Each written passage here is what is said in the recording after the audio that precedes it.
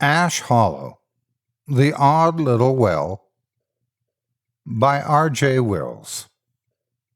Narrated by Otis Jiry. Let me tell you some stories about the town I live in.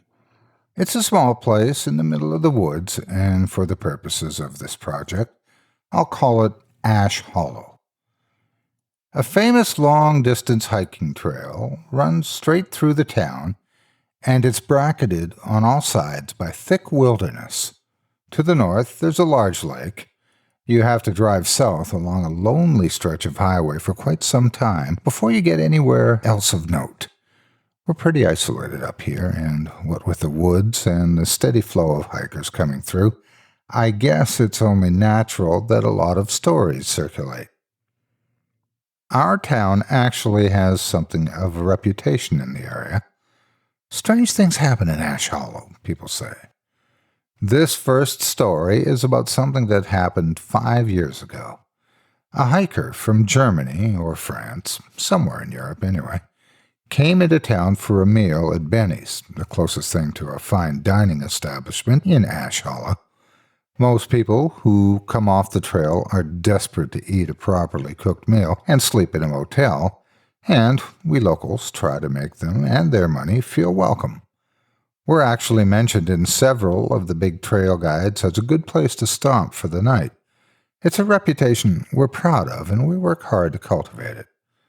So, anyway, this European guy sits down to eat, and since he was one of the earlier spring hikers, he gets plenty of people coming up to him to make small talk. What are the trails like? Is there still snow on the mountains? That sort of thing. He's perfectly happy to talk, as most people are after spending up to 2 weeks in the woods on their own. Several times during the conversation, he mentions the well, and eventually someone gets around to asking him what he's talking about. "Oh, the little well out in the clearing," he says, or something like that. "You know, out there." And he sort of waves to the west where the trail enters the town. He went on to say that the well maybe wasn't the right word for it, since it was too small to actually fit a bucket, but that's all he could describe it as. Now, lots of people in town are hikers themselves, and have explored every inch of the local parts of the trail, and they know there's no well out there.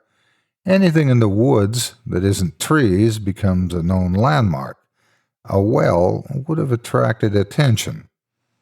Someone suggests that maybe it was newly built, but he shakes his head. It was old, he explains, really old, made of ancient-looking crumbling stone. Archaic was how he put it. At this point, he's getting some funny looks, so he smiles in a sort of smug way and says that the well was right by the trail just before you come into town. How could we not know about it? I've heard this story from lots of people, and this next part isn't in every telling.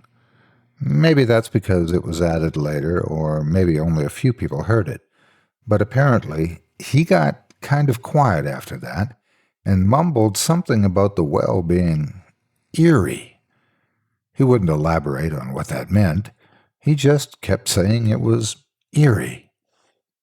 He stayed 3 nights, longer than most hikers.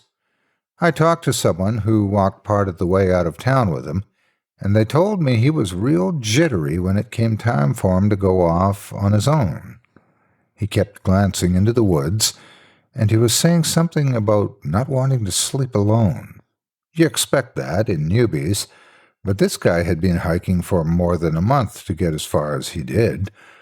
But eventually he left, and new hikers came in, and everyone forgot about him and his phantom well. A few people walked out to the area where he said it was, just to see, and of course they didn't find anything. 6 months later, a couple in their 60s came through, and got to talking with some trail enthusiasts at the hiking supply store on Main Street.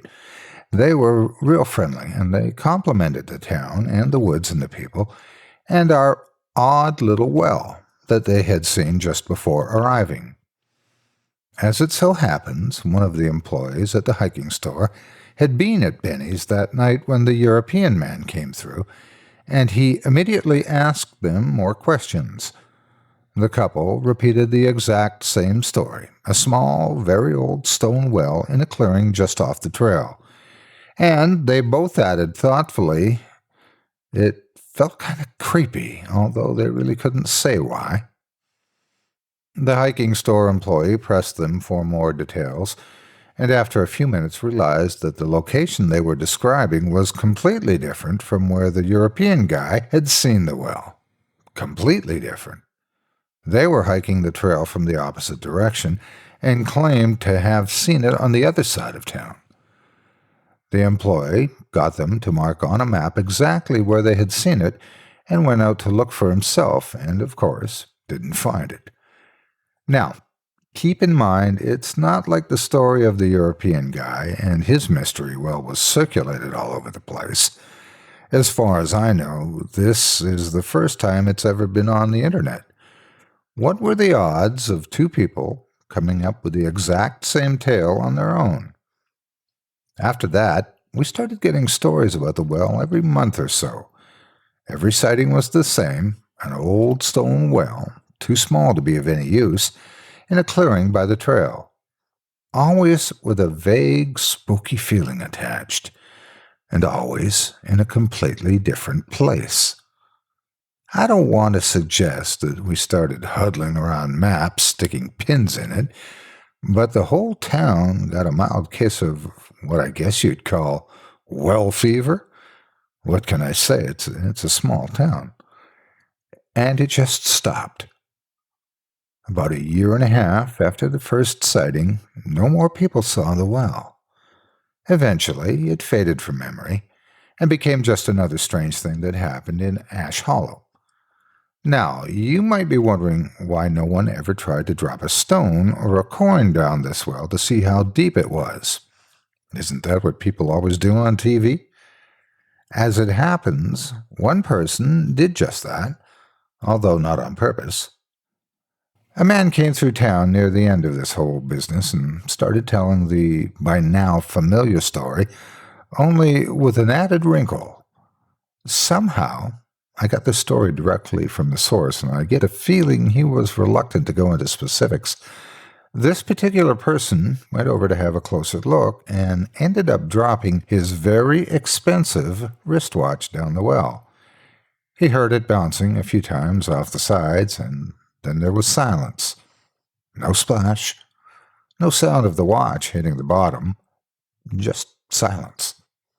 Needless to say, our friend set up his tent in quite a dejected mood that night. The watch had extravagant amounts of gold or platinum or some other precious metal, and a lot of sentimental value besides. Sometime in the night, he was woken by what he initially thought was the sound of raindrops hitting the side of his tent. Pitter-patter was how he put it. Then he realized the sound was getting closer, and he recognized it for what it really was. Footsteps. Small footsteps. Something small coming through the underbrush on two legs, like a baby or a toddler, only moving much faster. Try to picture that scene. You're camped in the middle of nowhere, no one else around for miles, and there's something moving around in the pitch black outside your tent. You're a seasoned hiker, and this doesn't sound like any animal you've ever encountered. What it sounds like is a baby waddling through the woods toward your tent faster than a grown man can run. It's amazing how the silliest mental image in the world can seem terrifying when you're alone at night.